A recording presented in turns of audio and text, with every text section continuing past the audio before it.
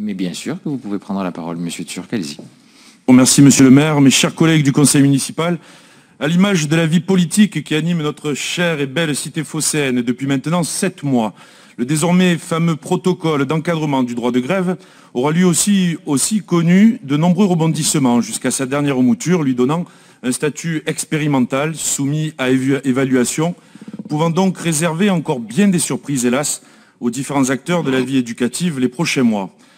Dans un communiqué commun, la FSU et la CGT ont déclaré hier, je cite, « avoir mis la mairie face à son erreur ». Et s'empressant de vous remercier, vous et vos adjoints, monsieur le maire, de cette prise de conscience in extremis, en acceptant leurs amendements. Doit-on ici saluer votre habileté politique, dont peu peuvent éventuellement douter, ou bien l'efficacité des organisations syndicales pour vous avoir rappelé à l'ordre en vous mettant face à vos nombreuses promesses faites sur le dossier scolaire. Tous ceux qui ont pu croire un temps en vos pouvoirs magiques et quasi envoûtants commencent sérieusement à s'impatienter. Peut-être d'autant plus impatients qu'en 2012, ils avaient déjà entendu une chanson célèbre. Le changement, c'est maintenant.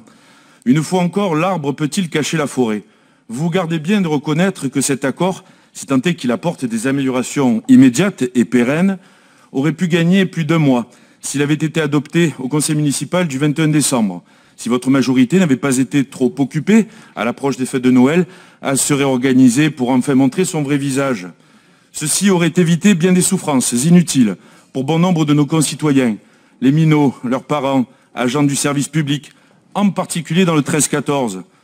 Ce même 7e secteur de Marseille, pour lequel je l'espère sincèrement, monsieur le maire, vous qui dites découvrir chaque jour des aberrations, vous n'avez pas attendu la presse, comme l'article de Mars Actu du 4 février dernier, d'une école à l'autre, le grand écart des fermetures de cantines, pour apprendre que le 14e arrondissement y concentrait toutes les difficultés, avec en moyenne une cantine sur 4 fermée, avec l'exemple de l'école Sinon-Célie et son bien triste record de nombre de jours sans cantine depuis fin novembre, où des parents d'élèves vont jusqu'à remplacer les tatas le midi avec des repas alternatifs. La liste est encore bien longue.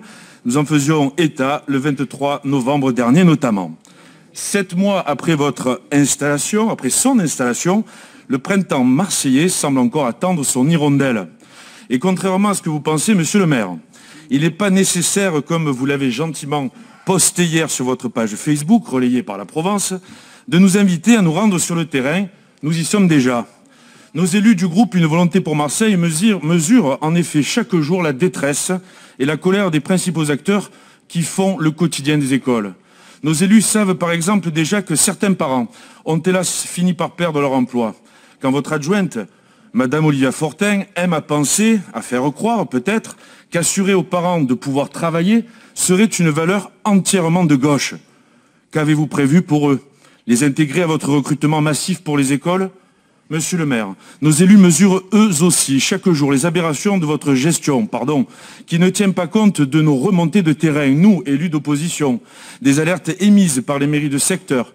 Ils mesurent chaque jour les aberrations d'une équipe qui semble décider, plus souvent sans concertation préalable, ne communique que peu, voire pas, ou dans le meilleur des cas, à la dernière minute, ou pire, après les faits. Et ce, au principal détriment et mépris des usagers du service public. Pour les tenants d'une démocratie participative accrue, pécaille, on a de quoi rester sur notre faim, diraient les Marseillais. À l'inverse, monsieur le maire, et avec tout le respect que nous vous devons, vous seriez bien inspiré de proposer la même invitation à votre adjoint aux cantines, monsieur Pierre Huguet, pour qu'il se rende un peu plus sur le terrain, notamment dans le 13-14, secteur le plus touché, ce qui lui permettrait par là même de répondre aux nombreuses sollicitations des parents, courrier par courrier, mail, messages téléphoniques, le plus souvent restés, hélas, sans réponse.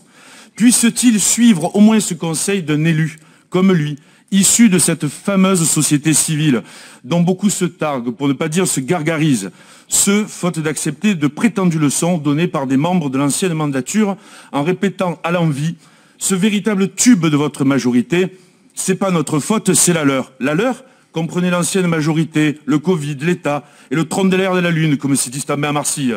Une chanson au refrain assez réducteur, il faut le reconnaître, et peut-être révélateur de votre posture aujourd'hui teintée d'une certaine mauvaise foi qui a de quoi surprendre et qui a de quoi m'attrister, je le dis en toute sincérité. Une chanson que vous vous passez en boucle depuis juillet, mais qui avec le temps devient de plus en plus inaudible en vous plaçant face à ce qui relève aussi de votre propre responsabilité. Je vous remercie. Merci.